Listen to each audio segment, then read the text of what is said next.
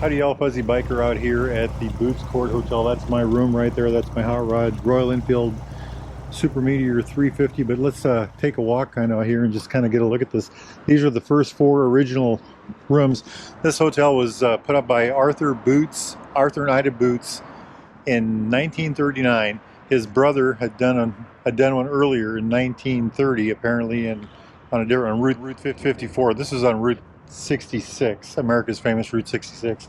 Anyway, 1939 they did the first 4 rooms, and then they added 4 more rooms on the back side of this. So this is, each one of these has 2 rooms in it, and then the carport in between. The idea was you could come in here, have a room, and park your car under the carport, and every room had a radio. That was part of the ad. Every room has a radio.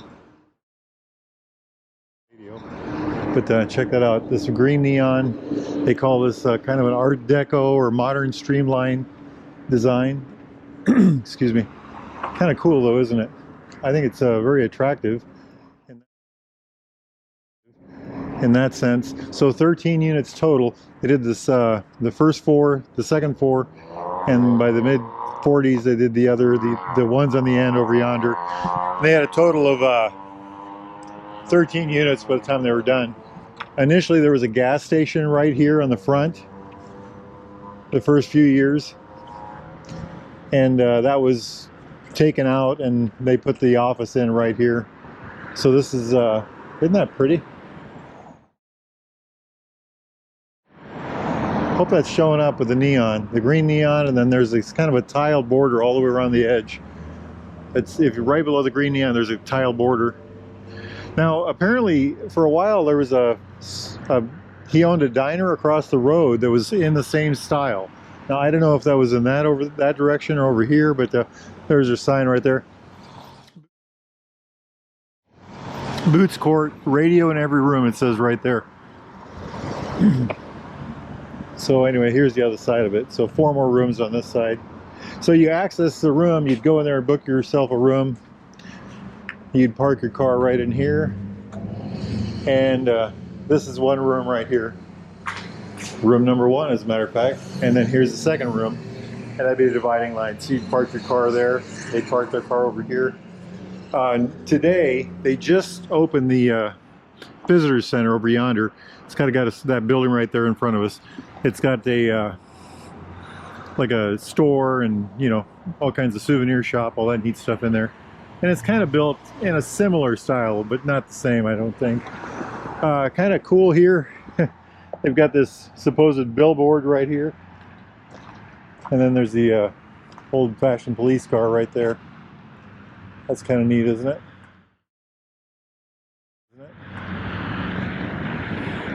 Now, I'm going to have breakfast. There's a breakfast place over yonder.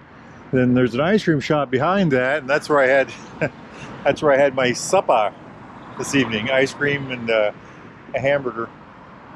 Over yonder is the courthouse. You can't see it, of course, but anyway, here's a kind of a better view of it. I hope that all shows up. I'll put some pictures that I took during the day on here, right through here right now.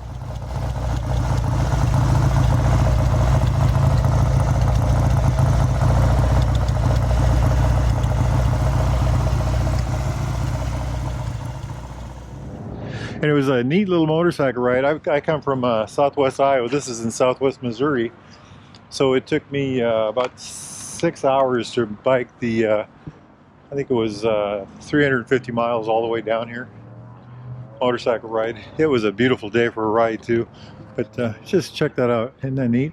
So each one of these was a carport. So you know, the radio in every room, you need a carport for your car. Think of how many, 80 years, think how many people have stayed here. And at one point, I guess this was considered in the top 10 of the most neglected roadside attractions in America. It had just been let go so bad.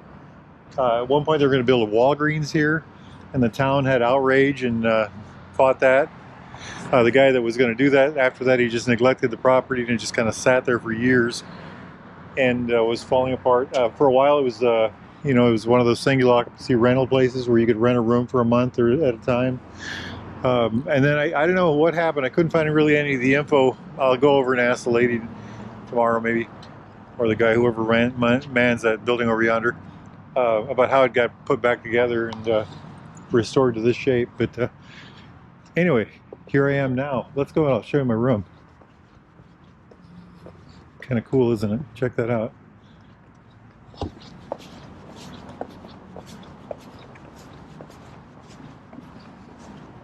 There's the hot rod motorcycle. We'll just leave that right there. They claim they've never had any trouble. I got a little bit of a mess in the room there.